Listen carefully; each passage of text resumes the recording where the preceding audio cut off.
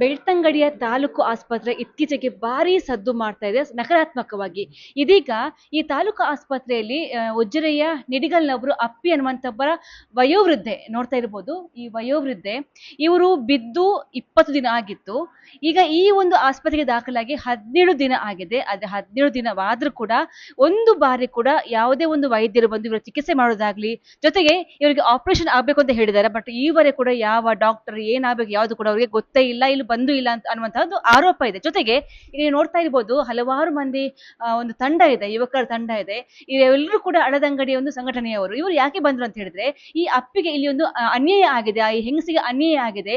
ಇಷ್ಟು ದಿನ ಆದ್ರೂ ಕೂಡ ಯಾರು ಕೂಡ ಬಂದು ನೋಡಿಲ್ಲ, ಒಂದು ಆಪರೇಷನ್ ಆಗಿಲ್ಲ, ರಕ್ತ ಕೂಡ ಕೊಟ್ಟಿಲ್ಲ. ಒಂದು ಕೇವಲ ಈ ಇಷ್ಟು ದಿನದಲ್ಲಿ ಒಂದು ಬಾರಿ ಮಾತ್ರ ಅವ್ರಿಗೆ ರಕ್ತವನ್ನ ಕೊಡಲಾಗಿದೆ. ಜೊತೆಗೆ ಇಲ್ಲಿರುವಂತದ್ದು ಯಾರಂತ ಹೇಳಿದ್ರೆ ಆ ಅಜ್ಜಿಯ ಮೊಮ್ಮಗಳು, ಸಣ್ಣ ವಯಸ್ಸಿನ ಮೊಮ್ಮಗಳು. ಅವಳು ಕೂಡ ಕಾಲೇಜಿಗೆ ಹೋಗುವಂತವಳು, ನೋಡ್ಕೊಳ್ಳೋ ಕೂಡ ಇರುವಂತ ಸಣ್ಣ ಹುಡುಗಿ. ಆದ್ರೂ ಕೂಡ ಯಾವುದೇ ಒಂದು ವೈದ್ಯರು ಇಲ್ಲಿ ಬಂದಿಲ್ಲ ಅಂತ ಆರೋಪ ಇದೆ. ಇದ್ರ ಬಗ್ಗೆ ಅಜ್ಜಿ ಹತ್ರ ಮಾತಾಡೋಣ. ಕನ್ನಡ ಪಾತಿರುಲ್ಯಾ ತುಳು ಪಾತಿರುವಾರ ಪಾತಿರುವ ಇರು ಉಜ್ಜಿರದ ನಿಡಿಗಲ್ದಾರ ಓಕೆ ಇರು ಬೂರ್ದು ತೀರುವ ದಿನ ಓಲ್ ಇಲ್ಲಡೆ ಬೂರ್ನ್ಯಾ ಜಾಲ್ಡು ಬೂರ್ನ್ಯಾ ಓಕೆ ಫಸ್ಟ್ ಇರಿ ಇಡೆಗೆ ಬತ್ತರ ಬೇತೆ ಆಸ್ಪತ್ರೆ ಅದೇ ಎಕ್ಸಾಮ್ ಆಯ್ತಲ್ಲ ಅಡೆ ಪೋಯಾರು ಅದೇ ಹೋದ್ನು ಅಕ್ಕ ಆಪುಜನ್ನತ್ತು ಕಾಸೆತ್ತಿಗೆ ಅವಳು ಜೋಕ್ಲು ಕೊಡ್ಕೊಂಡು ಆಪುಂಡ ಅದಕ್ಕೆ ಇದೆ ಮಾಡ್ಕೊಳ್ಳಿ ಮಗಾಳು ಅಂತ ಹೇಳಿದಾಗ್ತದ ದಾದಾಪುರ ನೀಡೆ ಬತ್ತಿ ಬುಕ್ಕ ಅತ್ಯಕ ದಾಯಿ ಇಂದ ಸಣ್ಣ ನೀವು ಮಾತಾಡ ಕೊಟ್ಟು ಇಂಜೆಕ್ಷನ್ ಎಲ್ಲ ಮರ್ದೆಲ್ಲ ಮಾತ್ರ ಕೊರೊಂದುಲ್ಲೆ ಇರಗ ಆಪರೇಷನ್ ಆವಡು ಪಂದು ಪಂಡಿನಿ ಇರು ಅಣ್ಣ ಎರಡಣ್ಣ ಡಾಕ್ಟರ್ ಪಂಡೇರ ಉಲ್ಪದ ಡಾಕ್ಟರ್ ಪಂಡೇರ ಎಸ್ಡಿಎಂ ದಾರ ಪಂಡೇರ ಅಲ್ಪದಾಗ ಪಂಡೇರು ಅಣ್ಣ ಅಲ್ಲಿ ದುಡ್ಡು ಜಾಸ್ತಿ ಹಾಕೊಂಡಕ್ಕ ಅಂತ ಇಡೆ ಬತ್ತ ಏಜ್ ಆಗತ್ತಲ್ಲ ಅಂಡ್ ಇಡೆ ಬತ್ತಿಗೆ ಒಂದು ದಿನ ಎಲ್ಲ ಕರೆಕ್ಟ್ ಆದ ಡಾಕ್ಟರ್ ಬತ್ತದೈತಿ ಏಪ ಆಪರೇಷನ್ ದಾಲ ಪಂತನೇ ಇದ್ದಾರೆ ಪಂತೆ ಒಡಗಂಡೇರು ಎಲ್ಲ ಮಾಡ್ಕೊಂಡು ಹಂಗು ಇಂಜೆಕ್ಷನ್ ಬೇರೆ ದಾಯ್ತಾ ಹೋಗಿ ಗಂಟತ್ತು ಇರಗಿತ್ತು ಓಲು ಬೇನೆ ಓಲು ತಾಗದು ಆ ಜಾಗ ಅಲ್ಪದಾದ ಒಂದು ದಿತ್ತಿಯರದಲ್ಲ ದಾಲ ದಿತ್ತಿದೆ ದಾಲ ಮಾಡ್ದಿದೆ ದಾಲ ಎಣ್ಣೆ ಒಂದು ಬೇನೆ ದಾಲ ಇಜ್ಜಿ ಇರಗಿತ್ತು ಮಸ್ತ್ ಬೇನೆ ಉಂಡ ಬೇನೆ ಉಂಡಪ್ಪ ನೀವು ಕಾಟ್ ತೆಪ್ಪರ ಐಕೆ ಮಾತ್ರ ಕೊರೊಂದುಲ್ಲೇರ ಮಾತ್ರ ಕೊರೊಂದುಲ್ಲೇರ ಆಪುಜು ಜಪ್ಪೆರ ಹಾಕೊಂಡೇರೆಗ್ ಎಪ್ಪರ ಆಪುಜಿಂದು ಬಗ್ಗುಂಟ್ಲ ಫುಲ್ನ ಇಡೀ ದಿನ ಕುಲೊಂದು ಎಪ್ಪರು ಜಪ್ಪರ ಆಯ್ತಮ್ಮ ಕುಲಜಿನ ದಾಲ ಉಪಾಯ ನೆಜ್ಜೆಂತು ಡಾಕ್ಟರ್ ಬತ್ ತೂತಿರ ಕೇಂದೇರ ಏರಿನ ದಾದ ಒಂದು ದಾಲ ಕೇನ್ಬೇರು ಹನ ಪುಳ್ಳಿ ಉಳ್ಳೇರು ಬನ್ನಿ. ಆಕ್ಚುಲಿ ಈಗ ನೀವು ಇಲ್ಲಿ ನೋಡ್ಕೋತಾ ಇದ್ದೀರಾ, ಕಾಲೇಜ್ ಕೂಡ ಇದೆ. ಕಾಲೇಜಿಗೆ ರಜಾ? ಈಗ ರಜೆ ನಮಗೆ. ಕಾಲೇಜ್ ಸ್ಟೂಡೆಂಟ್ ನಾನು ಎಸ್ಡೆಂಟ್. ನಮಗೆ 22ಗೆ ಸ್ಟಾರ್ಟ್ ಆಗುತ್ತೆ. ಅಲ್ಲಿ ತನಕ ನಾನು ನೋಡ್ಕೊಳ್ತೇನೆ ಅಂತ ಹೇಳಿ ನಾನು ಇದ್ದೇನೆ. ಆದ್ರೆ ಇಲ್ಲಿ ಬಂದು ಈಗ ಅವರಿಗೆ 10 ದಿನ ನಂತರ ಡಾಕ್ಟರ್ ಬಂದು ನೋಡಿದ್ದು. ಬೇರೆ ಡಾಕ್ಟರ್, ಅವರು ಅಸಿಸ್ಟೆಂಟ್ ಡಾಕ್ಟರ್ ಎಲ್ಲ ಬರ್ತಿದ್ರು ಬೇರೆ ನೋಡ್ಲಿಕ್ಕೆ ಅಂತ. ನೋಡ್ತಿದ್ರು, ಅದನ್ನು ಕಟ್ಟಿ ಡೈಲಿ ಅಂತ ಹೇಳ್ತಿದ್ರು. ಬೇರೆ ಟ್ಯಾಬ್ಲೆಟ್ಸ್ ಎಲ್ಲ ಕೊಡ್ತಿದ್ರು, ಇಂಜೆಕ್ಷನ್ ಕೊಡ್ತಾರೆ, ಹೋಗ್ತಾರೆ ಅಷ್ಟೇ. ಆಮೇಲೆ ಯಾರು ಬರ್ತಿರ್ಲಿಲ್ಲ. ಈಗ ಅವರಿಗೆ ನೀವು ನೋಡಿದ ಹಾಗೆ ಅವ್ರಿಗೆ ಎಷ್ಟು ಕಷ್ಟ ಆಗ್ತದೆ ಕುತ್ಕೊಳ್ಳಕ್ಕೆ? ರಾತ್ರಿ ನಿದ್ದೆ ಮಾಡಲ್ಲ, ಕೂತ್ಕೊಂಡೇ ಇರ್ತಾರೆ. ಇಲ್ಲಿ ಎಲ್ಲಾ ಪೇಷಂಟ್ ಕೇಳಿದ್ರೆ ಯಾರು ಎಲ್ಲ ಹೇಳ್ತಾರೆ, ಅವ್ರು ರಾತ್ರಿ ನಿದ್ದೆನೆ ಮಾಡಲ್ಲ, ಕೂತ್ಕೊಂಡಿರ್ತಾರೆ. ಬೇರೆ ಯಾರು ಪೇಷಂಟ್ ಹತ್ರ ಕೇಳಿದ್ರೆ ಹೇಳ್ತಾರೆ ಮಲಗಕ್ಕಾಗಲ್ಲ ಅವರಿಗೆ. ತುಂಬಾ ಅಂದ್ರೆ ಇಲ್ಲಿ ನೋವು ತುಂಬಾ ಆಗ್ತದೆ, ಕೂತ್ಕೊಳ್ಳಿಕ್ಕೆ ಆಗುದಿಲ್ಲ, ಮಲಗಲಿಕ್ಕೆ. ಒಮ್ಮೊಮ್ಮೆ ಕೂಗ್ತಾ ಇರ್ತಾರೆ, ನಂಗೆ ಕೂಗ್ಲಿಕ್ಕೆ ಬರ್ತದೆ, ಅಷ್ಟು ಬೇಜಾರಾಗ್ತದೆ. ಅಂದ್ರೆ ಅವರು ನೋವು ತಿನ್ನುವಾಗ ನಮ್ಗೆ ನೋಡ್ಲಿಕ್ಕೆ ಆಗುದಿಲ್ಲ ಹಾಗೆ. ಈಗ ನೀವು ಡಾಕ್ಟರ್ ಹತ್ರ ಮಾತಾಡಿದಿರಾ? ಆಗ ಬಂದಿದ್ರು ಡಾಕ್ಟರ್. ಆಗ ಹೇಳಿದ್ರು ಅದೇ 16ಗೆ ಆಪರೇಷನ್ ಅಂತ ಹೇಳಿದ್ರು. ಕನ್ಫರ್ಮ್ 16ಗೆ ಆಪರೇಷನ್ ಮಾಡುದು, ಯಾವುದು ತೊಂದರೆ ಇಲ್ಲ, ಎಲ್ಲ ಕರೆಕ್ಟ್ ಇದೆ, ಬ್ಲಡ್ ಎಲ್ಲ ಕರೆಕ್ಟ್ ಇದೆ. ಈಗ ಆಪರೇಷನ್ 16ಗೆ ಅಂತ ಹೇಳಿದ್ರು ಮೊನ್ನೆ.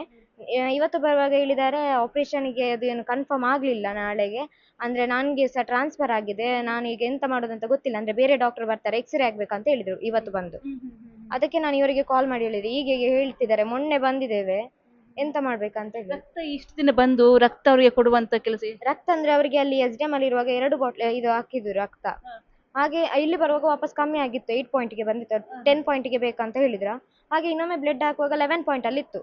ಆಗ ಡಾಕ್ಟರ್ ಬಂದು ಹೇಳಿದ್ದು ಅದೇ ಬ್ಲಡ್ ಎಲ್ಲ ಈಗ ಕರೆಕ್ಟ್ ಇದೆ, ಇನ್ನು ರಾಡ್ ಒಂದು ತರಿಸ್ಲಿಕ್ಕಿದೆ ಅಂತ ಹೇಳಿದ್ರು. ಅಷ್ಟೇ ಹೇಳಿದ್ರು. ಆಯ್ತು, ಆಪರೇಷನ್ ಮಾಡುವ, ಇನ್ನು ಬೇರೆ ಏನು ಕೆಲಸ ಇಲ್ಲ, ಆಪರೇಷನ್ ಮಾಡಿ ಮುಗಿಸುವ ಅಂತ ಹೇಳಿದ್ರು. ಇವತ್ತು ಬಂದದೆ ಈಗ ಇಲ್ಲ, ಅದೇ ಟ್ರಾನ್ಸ್ಫರ್ ಇದು ವಿಷಯ ಹೇಳಿ, ಅದೇ ಎಕ್ಸ್ರೇ ಆಗ್ಬೇಕು, ಬೇರೆ ಡಾಕ್ಟರ್ ಬರ್ತಾರೆ ಅಂತ ಹೇಳಿದ್ರು. ಅವ್ರ ಹೆಸರೇನು? Doctor Shashikant Dongre. Okay sir, ಈಗ ನೀವು ಸಂಘಟನೆಯವರು, ನಿಮ್ಗೆ ದೂರ ಇವತ್ತು ಕೊಟ್ರು. ಇಲ್ಲಿ ಬಂದಾಗ ನಿಮ್ಗೆ ಕಂಡಂತ ದೃಶ್ಯ ಏನು? ನೀವು ಇದ್ರ ನೋಡಿದ್ರಿ, ಕೇಳಿದ್ರಿ, ಮಾತಾಡಿದ್ರಿ, ಏನಂತ ಅನಿಸ್ತು ನಿಮ್ಗೆ? ದೂರ ಅಂದ್ರೆ ನಮ್ಗೆ ಪಕ್ಕದ ಬೆಡ್ಡಿನವರಿಗೆ ಬ್ಲಡ್ ಆಗಬೇಕಿತ್ತು, ಇವರನ್ನು ಸಂಪರ್ಕಿಸಿದರು. ಆ ಸಂದರ್ಭದಲ್ಲಿ ಇವರ ಸಮಸ್ಯೆಯನ್ನು ಅವರು ಹೇಳಿದರು ಇವ್ರ ಹತ್ರ, ನಮ್ಮ ಸಂಘಟನೆಯವರ ಹತ್ರ ಅವರ ಸಮಸ್ಯೆಯನ್ನು ಹತ್ತಿರದ ಬೆಡ್ಡಿನವರು ಇವರಿಗೆ ತಿಳಿಸಿದರು. ಹಾಗಾಗಿ ನಿರಂತರವಾಗಿ ನಾವು ಹೇಗಿದ್ದಾರೆ ಏನಂತೇಳಿ ವಿಚಾರಣೆ ಮಾಡ್ತಾ ಇದ್ದೆವು. 17 ದಿವಸ ಆಯಿತು, ಇಷ್ಟರವರೆಗೆ ಒಂದು ಸರ್ಜರಿ ಮಾಡಲಿಲ್ಲ. ಪಾಪ ವಯಸ್ಸಾದವರು ಆ ನೋವನ್ನು ಅವರು ಸಹಿಸಿಕೊಳ್ಳುವುದು ಕಷ್ಟ. ಇನ್ನು ಹೀಗೆ ಮುಂದೂಡ್ತಾ ಹೋದರೆ ಮುಂದಿನ ದಿನದಲ್ಲಿ ಅದು ಸರ್ಜರಿಗೆ ಅವರ ಬಾಡಿ ಒಪ್ಪಿಕೊಳ್ಳದಿದ್ದರೆ ಅದಕ್ಕೆಲ್ಲ ಅವ್ರು ಎಷ್ಟು ನೋವನ್ನು ಅನುಭವಿಸಬೇಕು. ಆ ದೃಷ್ಟಿಯಿಂದ ನಾವೊಂದೊಮ್ಮೆ ಬಂದೊಮ್ಮೆ ಮಾತಾಡುವ, ಡಾಕ್ಟರ್ ಹತ್ರ ಕೂಡ ಒಂದು ಮಾತಾಡುವ ಅನ್ನುವಂತಹ ಒಂದು ಉದ್ದೇಶವನ್ನು ಇಟ್ಕೊಂಡು ನಾವಿಂದು ಈಗ ಬಂದಿದ್ದೆವು. ಶಾಸಕರಿಗೂ ಫೋನ್ ಮಾಡಿದ್ದೆವು. ಡಾಕ್ಟರ್ ಬರ್ತೇನೆ ಅಂತ ಹೇಳಿದ್ದಾರೆ, ಈಗ ಒಂದು 10 ನಿಮಿಷದಲ್ಲಿ ಬರ್ತೇನೆ ಅಂತ ಹೇಳಿದ್ದಾರೆ. ನೋಡಬೇಕು, ಬರಲಿಲ್ಲ, ಎಂತ ಮಾಡ್ತಾರೆ ಕೇಳಬೇಕು. ನಿಮ್ಮ ಹೆಸರು? ನಾನು ದೇವದಾಸ್ ಅಂತ. ಸರ್, ನೀವೇನು ಹೇಳ್ತೀರಿ ಒಂದು ವ್ಯವಸ್ಥೆಯ ಬಗ್ಗೆ? ನಮ್ಮ ಸರ್ಕಾರಿ ಆಸ್ಪತ್ರೆ ವ್ಯವಸ್ಥೆ ಬಗ್ಗೆ ತುಂಬ ಬೇಸರ ಉಂಟು. ಯಾಕೆಂದರೆ ನಾನೊಂದು 3-4 ಸಲ ಬಂದು ನೋಡಿ ಆಗಿದೆ. ಇವರನ್ನು ನೋಡಿದೆ, ಇವರ ಹತ್ರ ಮಾತಾಡಿದೆ, ಇವರ ಹತ್ರ ಮಾತಾಡಿ ಏನು ಮಾಡ್ತಿದ್ದಾರೆ ಅಂತ ಕೇಳಿದೆ. ಅದಕ್ಕೆ ಹೇಳಿದರು ಮೊನ್ನೆ 11ಕ್ಕೆ ಡೇಟ್ ಕೊಟ್ಟಿದ್ದಾರೆ. 11ಕ್ಕೆ ಡೇಟ್ ಕೊಟ್ಟರು, 14ಕ್ಕೆ ಕೊಟ್ಟರು, ಆಗ್ತದೆ 14ಕ್ಕೆ ಅಂತ. ಮತ್ತು 16ಕ್ಕೆ ಡೇಟ್ ಕೊಟ್ಟರು. ಇವತ್ತು ಹೇಳ್ತಾರೆ ಇಲ್ಲ ಅಂತ, ರಾಡ್ ಇಲ್ಲ, ಬ್ಯಾಂಗ್ಳೂರಿಂದ ತರಿಸ್ಬೇಕಂತ ಹೇಳ್ತಾರಂತೆ. ಈಗ 10 ದಿವಸದಲ್ಲಿ ಒಬ್ಬ ಡಾಕ್ಟ್ರ್ ಇಲ್ಲಾದರೆ ಇವರೊಂದು ಬೇರೆ ವ್ಯವಸ್ಥೆ ಮಾಡಬೇಕು. ಇವರಿಗೆ ಮಂಗಳೂರಿಗೆ ಕಳಿಸ್ಬೋದು. ಇವರಿಗೆ 10 ದಿವಸ ಒಂದು ಪೇಷಂಟ್ ಫ್ರ್ಯಾಕ್ಚರ್ ಆದ್ದು ಪೇಷಂಟ್ ಇರುವಾಗ, ಹಿರಿಯರು ಅಷ್ಟು ಏಜ್ ಆಗಿದೆ, ಅವರು ಮಲಗಲಿಕ್ಕೆ ಆಗೋದಿಲ್ಲ, ಕೂತ್ಕೊಳ್ಳಿಕ್ಕೆ ಆಗೋದಿಲ್ಲ. ಖಾಲಿ ಅದೊಂದು ಒಯ್ಗೆ ಒಂದು ಕಟ್ಟಿ ಬಿಟ್ಟಿದ್ದಾರೆ ಅವರು. ಬೇರೆ ಯಾವುದೂ ಇಲ್ಲ ಅವರಿಗೆ. ಖಾಲಿ ನೋವಿಗೆ ಒಂದು ಟ್ಯಾಬ್ಲೆಟ್ ಕೊಡ್ತಾರೆ. ಇನ್ನು 4 ದಿವಸ ಕೊಟ್ಟರೆ ಅವ್ರದ್ದು ಕಿಡ್ನಿ ಸಹ ಹೋಗ್ತದೆ ನೋವಿಗೆ ಕೊಟ್ಟು ಅಂತ ಸಮಸ್ಯೆ ಉಂಟು. ತುಂಬ ಇಲ್ಲಿ ವೈದ್ಯರ ಹತ್ರ ಮಾತಾಡುವ ಪ್ರಯತ್ನ ಮಾಡಿದ್ದೇನೆ. ಇಲ್ಲಿ ಅವ್ರು ಮುಂಚೆ ಇದ್ದವ್ರ ಹತ್ರ ಮಾತಾಡಿದ್ದೇನೆ. ಅದಕ್ಕೆ ಮಾಡು ಅಂತ ಹೇಳ್ತಾರೆ ಅವರು. ಅಷ್ಟೇ, ಮೊನ್ನೆಯಿಂದ ಅಷ್ಟೇ ಹೇಳ್ತಿದ್ದದ್ದು. ಬೇರೆಯವ್ರಿಗೆ ಫೋನ್ ಎಲ್ಲ ಮಾಡಿಸಿದ್ದೇವೆ ನಾವು. ಮಾಡು ಅಂತ ಹೇಳ್ತಾರೆ ಅಷ್ಟೇ, ಬೇರೆ ಏನಿಲ್ಲ. ಫಸ್ಟಿಗೆ ಒಂದು ಬ್ಲಡ್ಡಿದ್ದು ಸಮಸ್ಯೆ ಇತ್ತು ಅವರಿಗೆ, ಬ್ಲಡ್ ಕಮ್ಮಿ ಉಂಟು ಅಂತ ಹೇಳಿ. ಅದು ಈಗ ಕ್ಲಿಯರ್ ಆಗಿದೆ ಅವರಿಗೆ, ಬೇರೆ ಏನು ಸಮಸ್ಯೆ ಇಲ್ಲ ಅವರಿಗೆ. ಆಪರೇಷನ್ ಆಗಲೇಬೇಕು. ಅದು ಇಲ್ಲದಿದ್ರೆ ಅವ್ರು ನಮ್ಮ ಕಳಿಸಿಕೊಡ್ಲಿ, ಬೇರೆ ಹಾಸ್ಪಿಟ್ಲಿಗೆ ಅದು ಕರ್ಕೊಂಡು ಹೋಗ್ಬೋದಲ್ಲ. ಯಾಕಂದ್ರೆ ಹಣ ಇದ್ರೆ ಅವರು ಇಲ್ಲಿ ಮಾಡ್ತಿರ್ಲಿಲ್ಲ, HDM ಅಲ್ಲಿ ಮಾಡ್ತಿದ್ರು. ಹಣ ಇದ್ದವರಾದ್ರೆ HDM ಅಲ್ಲಿ ಮಾಡ್ತಿದ್ರು. ಹಣ ಇಲ್ಲದ ಕಾರಣಕ್ಕೆ ಇಲ್ಲಿ ಬಂದದ್ದು ಅವರು. ಪಾರ್ಟಿ ಹತ್ರ ಹೇಳ್ಬೋದಿತ್ತು, ರಾಡ್ ಬ್ಯಾಂಗ್ಳೂರಿಂದ ಬರ್ತದೆ, ಡಾಕ್ಟ್ರಿಗೆ ಟ್ರಾನ್ಸ್ಫರ್ ಆಗ್ತದೆ, ಅವರಿಗೆ ಮೊದಲು ಸೂಚನೆ ಇರ್ತದೆ. ಒಂದು ಪರ್ಯಾಯ ವ್ಯವಸ್ಥೆ ಒಂದು ವೆಲ್ನಾಕಿಗೆ ಕಲಿಸುವಂಥದ್ದು. ಯಾಕಂತ ಹೇಳಿದರೆ ಪಾಪ ಬಡವರು, ಅವರ ಕಷ್ಟ ನೋವು ಅದನ್ನು ಇನ್ನೊಬ್ಬರಿಗೆ ತಗೊಳ್ಳಿಕ್ಕೆ ಆಗೋದಿಲ್ಲ, ಸಾಧ್ಯ ಇಲ್ಲ. ಸ್ಪಂದನೆ ಕೊಡ್ಬೋದು, ನಾವೇನಿದ್ರೂ ಸ್ಪಂದನೆ ಕೊಡ್ಬೋದು, ಅವರ ನೋವನ್ನು ನಮಗೆ ತಗೊಳ್ಳಿಕ್ಕೆ ಸಾಧ್ಯ ಇಲ್ಲ. ಹಾಗಾಗಿ ವೈದ್ಯರು ಕೂಡ ಒಂದು ದೊಡ್ಡ ಮನಸ್ಸು ಮಾಡಿ ಅವರನ್ನು ಒಂದು ಸ್ಪಂದಿಸಬೇಕು ಅಂತೇಳಿ ನಾನು ಈ ಸಂದರ್ಭದಲ್ಲಿ ತಮ್ಮ ಮುಖಾಂತರ ನಾನು ಮನವಿ. ಅವರ ನೋಡೋಕೆ ತುಂಬ ಬೇಜಾರಾಗ್ತದೆ ನೋಡಿ. ಯಾಕೆಂತ ಹೌದು, ಹಳದಂಗಡಿಯವರು ನಾವು ಕೂಡ. ಯಾಕೆಂದರೆ ಅವರ ನೋಡೋಕೆ ನಮಗೆ ಆ ಸಮಸ್ಯೆ ಕೇಳಿ ನಾವು ಕೂಡ ಬಂದದ್ದು. ಯಾಕೆಂದರೆ ಹೋಗೋದು ಈ ಗೌರ್ಮೆಂಟ್ ಹಾಸ್ಪಿಟಲ್ ಇರೋದು ಯಾರಿಗೆ? ಬಡವರ ಸೇವೆ ಯಾರು ಮಾಡಿ ಡಾಕ್ಟರ್ ಮಾಡಲೇಬೇಕು, 100% ಮಾಡಲೇಬೇಕು. ಯಾಕೆಂದ್ರೆ ಅವ್ರು ಕೂಡ ಏಜ್ಡ್, ಎಲ್ಲಾದ್ರೂ ಎಲುಬಲ್ಲಿ ಮಾಂಸ ಕಂಡು ಏನಾದ್ರು ತುಂಬಿದ್ರೆ ಆಪರೇಷನ್ಗೆ ಮತ್ತೆ ಕೂಡ ಅವ್ರಿಗೆ ಪ್ರಾಬ್ಲಮ್ ಆಗಿದೆ. ಬಟ್ ಅದನ್ನು ಆದಷ್ಟು ಬೇಗ ಅವ್ರು ಮಾಡಲೇಬೇಕಿತ್ತು. ಈಗ 17 ಡೇಸ್ ಆಗಿದೆ. ಒಂದು 10 ಡೇಸಲ್ಲಿ ಡಾಕ್ಟರ್ ಇರಲಿಲ್ಲ ಅಂತ ಇವರು ಹೇಳ್ತಿದ್ದಾರೆ, ಪೇಷಂಟ್ ಪಾರ್ಟಿಯವರು. ಆದರೆ ಡಾಕ್ಟರ್ ಅವರಿಲ್ಲಾದರೂ ಅಸಿಸ್ಟೆಂಟ್ ಡಾಕ್ಟರ್ ಯಾರಾದರೂ ಇವ್ರು ನೇಮಕ ಇಲ್ಲಿ ಮಾಡಲೇಬೇಕು. ಯಾಕೆಂದ್ರೆ ಒಂದು ಬದುಕುವ ಜೀವ ಕೂಡ ಎಲ್ಲಾದರೂ 10 ದಿವಸ ಇಲ್ಲದ್ರೆ ಏನಾಗ್ಬೋದು ಅಂತದ್ದು ಇವರು ನೋಡ್ಕೊಳ್ಲಿಕ್ಕೆ ಆಗ್ತದೆ? ಇಲ್ಲಲ್ಲ. ಇವರು ಆದಷ್ಟು ಬೇಗ ಅದಕ್ಕೆ ವ್ಯವಸ್ಥೆ ಮಾಡಬೇಕು. ಅದು ಕೂಡ ಫ್ರ್ಯಾಕ್ಚರ್. ನಾವು ಕೂಡ ಹೇಳೋದಷ್ಟೇ. ಈಗ MLA ಕೂಡ ಮನವಿ ಹೇಳಿದ್ದಾರೆ. ನಾವು MLA ಹತ್ರ ಡಾಕ್ಟರ್ ಹತ್ರ ಮಾತಾಡಿ ಹೇಳಿದ್ದಾರೆ. ಡಾಕ್ಟರ್ ಬರ್ತೇನೆ ಅಂತ ಹೇಳಿದ್ದಾರಂತೆ. ಡಾಕ್ಟರ್ ಬಂದರೆ ಅವ್ರ ಜೊತೆ ನಾವು ಮಾತಾಡಿ ಅಂತ ತಿಳಿಸೋಣ.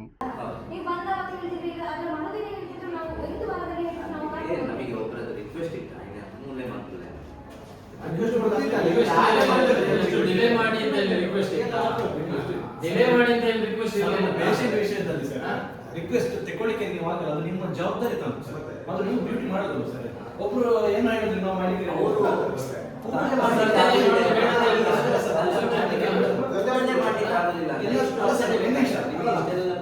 ಅಲ್ಲ. ಈಗ ಅವರು ಆ ಥರ ಹೇಳಿದ್ದಾರೆ. ನಾಶ್ ಅವರದ್ದು ಅವ್ರ ಫ್ಯಾಮಿಲಿ ಆಗಿರ್ಬೋದು ಮೋಸ್ಟ್ಲಿ. ಎಲ್ಲಾದ್ರೂ ನಾನು ಹೆಚ್ಚಿಗೆ ಅದು ಕೂಡ ನಿಮಗೇನೆ ಹೇಳ್ತಾರೆ. ಅವಾಗ ಏನು ಮಾಡ್ತೀನಿ ಆ ಥರ ಕೂಡ ವಿಚಾರ ಬರುತ್ತೆ ಸರ್. ಅದನ್ನು ಅದರ ನಂತರ ಅವರು ನನಗೆ ಫೋನ್ ಮಾಡಲಿಲ್ಲ. ಅದೇ ಈಗ ಓಡಾಡೋದಿಲ್ಲ ಇವರು. ಅದು ಅವರದ್ದು ತಪ್ಪಲ್ಲ, ಅವರೊಂದು ರಿಕ್ವೆಸ್ಟ್ ಮಾಡಿದ್ರೆ ಗೊತ್ತದಲ್ಲ. ಬಟ್ ನಾವು ನನ್ನ ಯಾರಿರ್ತಾರೆ ಅವರಿಗೆ ದಿನ ಅದು ಹೇಗೆ ಇಟ್ಕೊಳ್ಳೋದು ಸರ್. ಈಗ ವೆಲ್ನಾಗೆ ರೆಫರ್ ಮಾಡಿದ್ರು ಕೂಡ. ಬಟ್ ಈಗ ಆಲ್ರೆಡಿ 17 ಡೇಸ್ ಆಗಿದೆ. ಇಲ್ಲ, ನಾನು ಅಲ್ಲಿ ಇವತ್ತಿನ ಯೂನಿಟ್ ಹೆಡ್ ಇದ್ದಾರಲ್ಲ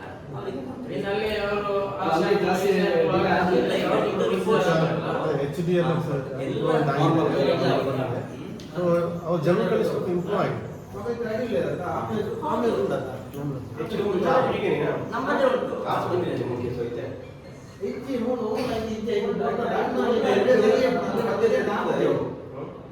ಎಂಚಿಂದು ಗೊತ್ತುಂಟು ಗೊತ್ತಿಯೋದು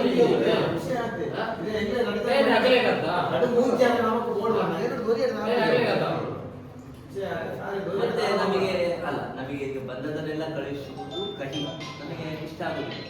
ನಾವು ಇರುವುದು ಎಂತದೆ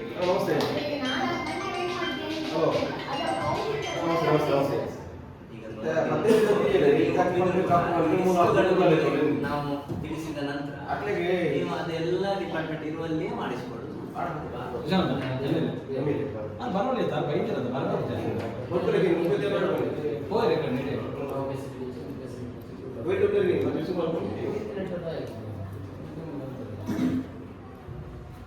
ಮತ್ತೆ ಅವರಿಗೆ ಅರಿವಳಿಕೆ ತಜ್ಞರು ಏನು ಹೇಳಿದ್ದಾರೆ, ಹಾರ್ಟ್ ಇಕೋ ಆಗಬೇಕು, 2D ಇಕೋ. 2D ಇಕೋ ಆಗೋದು ರಮೇಶ್ ವಾರದಲ್ಲಿ ಒಂದು ದಿನ 2D ಇಕೋ ಆಗೋದು ಅಂದರೆ ಈ ಕಾರ್ಡಿಯಾಲಜಿಸ್ಟ್ ಬಂದು ಮಾಡ್ತಾರೆ, ಅವರು ಇಲ್ಲಿ ಅವರು ಬಂದು ಮಾಡಿದ್ದನ್ನು ತಂದು ಕೊಟ್ಟಿದ್ದಾರೆ. ಆದದ್ದನ್ನು ನಾವು ಎಲ್ಲರದ್ದು ಪೇಷಂಟ್ ಹೀಗೆ ನಾವು ಒಬ್ಬೊಬ್ಬರಿಗೆ ಒಂದೊಂದು 2D ಇಕೋ ಅವರು ಕೊಡೋದು ಕಾರ್ಡಿಯಾಲಜಿಸ್ಟ್, ನಮಗೆ ಫಿಟ್ನೆಸ್ ಕೊಡಬೇಕು ಫಿಸಿಷಿಯನ್ ಅಂದರೆ MD ನಮ್ಮಲ್ಲಿ ಇಲ್ಲ.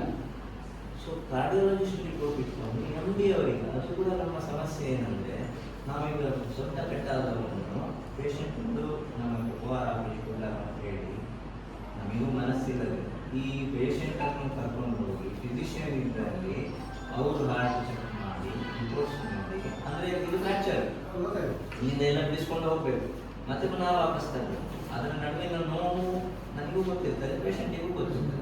ಸೊ ಇಷ್ಟೆಲ್ಲ ಕಷ್ಟಪಟ್ಟು ಫಿಸಿಷಿಯನ್ ವಾರಕ್ಕೆ ಒಂದೇ, ಆ್ಯಕ್ಚುಲಿ ಎಲ್ಲರೂ ಇರುವುದು ಸಂದರ್ಭದಲ್ಲಿ ಮಾಡಿದ್ದಾಗ್ತದೆ. ಫಿಸಿಷಿಯನ್ ಬರೋದು ವಾರಕ್ಕೆ ಒಂದು ದಿನ, ಇಲ್ಲಿಗೆ ಬರೋದಿಲ್ಲ, ಹೊರಗೆ